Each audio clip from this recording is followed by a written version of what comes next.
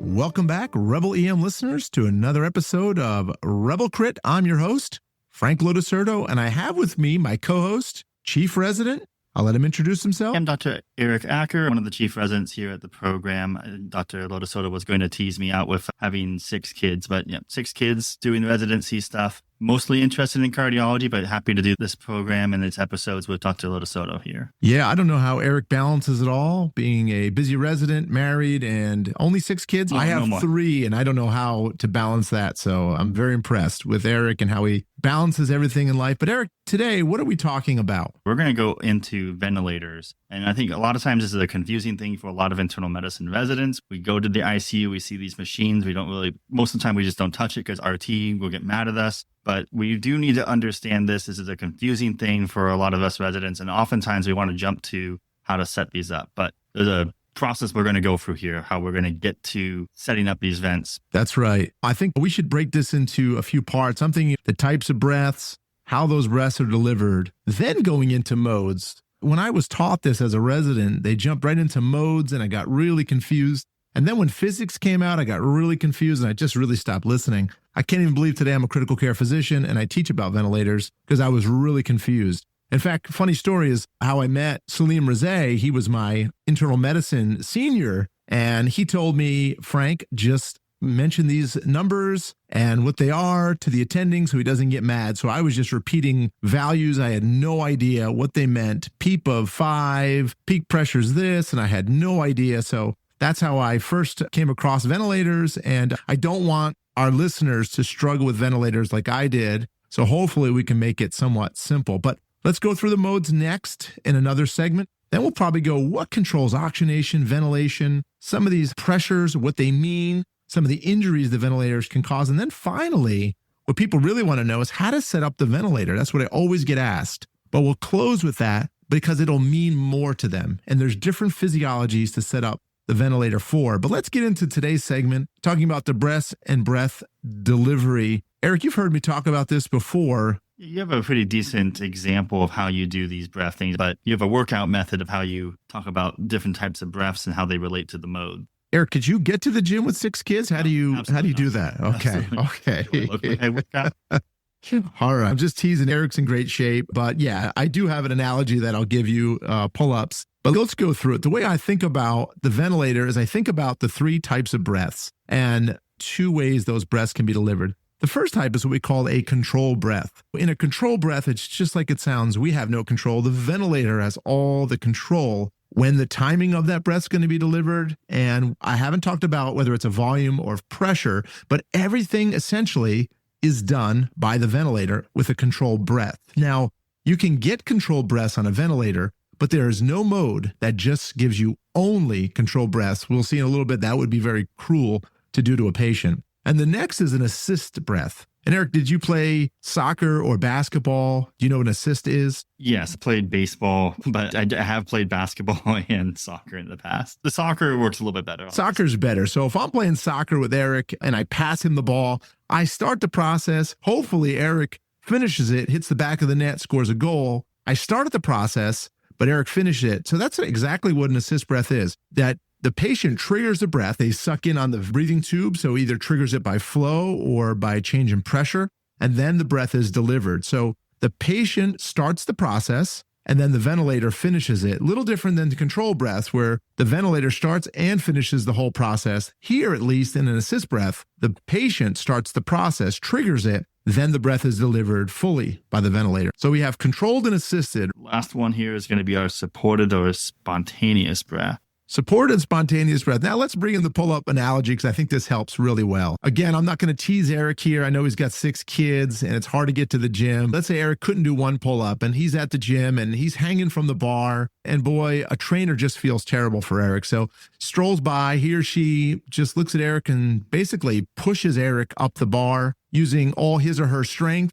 whatever amount or rate that the trainer wants to push Eric up the bar. That is a control breath, all done by the trainer. All the work was done by the trainer. That's analogous to what we see in control breaths. Everything is done in terms of the rate, and all of the force, whether it's pressure or volume, we'll get that in a second, is done by the ventilator. That's a control breath. Now it's week 2 for Eric. And Eric, you're getting a little stronger. So he's still hanging from the bar here. And now Eric triggers a breath, meaning he just makes an effort. And again, the trainer just feels terrible for Eric. He sees the effort, knows he has 6 kids, he can't get to the gym much, and sees the effort being made, but not much is happening. Here now, the trainer, again, does all the work, pushes Eric up the bar. The only difference is Eric triggered it, but the trainer finished it. That's exactly what a assist breath is. The patient triggers it, the ventilator finishes it. So now we got controlled and assisted breaths. Now our last one. This is going to make more sense here with the pull-up. Eric, have you ever been to a gym where they have those bands, those banded pull-ups? You're not talking to the right crowd, but I know what you're talking about. Well,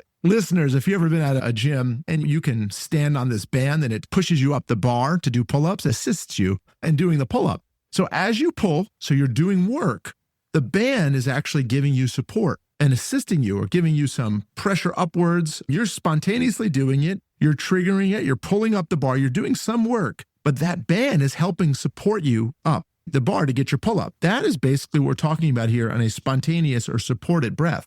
That's the third type of breath. So the fatter the band, so these bands work when the fatter the band, the stronger they are. The weaker you are, though, and the thinner the band, it's a lot less support. So that means you're ready almost to do a pull-up. So finally, we get rid of the bands and you do a pull-up. That's analogous to, let's get ready to take the breathing tube out of this patient and extubate them. They can do all the work themselves. So that's how I run through the breaths. Okay. And then next one is breath delivery. We haven't mentioned here. So we just talked about the 3 types of breaths: a control breath, assist breath, or a spontaneous breath. Now, how are those breaths delivered? I can set up a ventilator to give you set tidal volume, which we would call like a assist control volume mode, or I can set it up to give you a set pressure. We call those assist control pressure. And there's some other modes that we'll talk about in the next segment. So if I give you a volume breath, basically that's what it sounds like. I'm actually giving you a set tidal volume, whether it's a control breath or assist breath, you're getting a set tidal volume that I've already pre-dialed or the therapist has pre-dialed into the ventilator.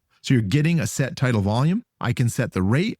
Again, you can trigger these yourself, but if you're not breathing spontaneously, we know you'll get at least the rate that I've set. So for example, if I set the rate at 10, every 6 seconds, you'll get a breath. Okay, if you're not taking any breaths, if it's a volume mode, you'll get that set tidal volume. Let's just say here it's 400 cc's or 400 mLs. So every 6 seconds, you get 400 mLs. If you're not triggering it all, those will be all control breaths. If you do trigger it, then you might be breathing faster than those 10 breaths, whatever rate you're breathing at, you're still going to get 400 mLs. That's what we set here. That's a set tidal volume. So that is a volume delivery. That's a type of volume breath you're delivered.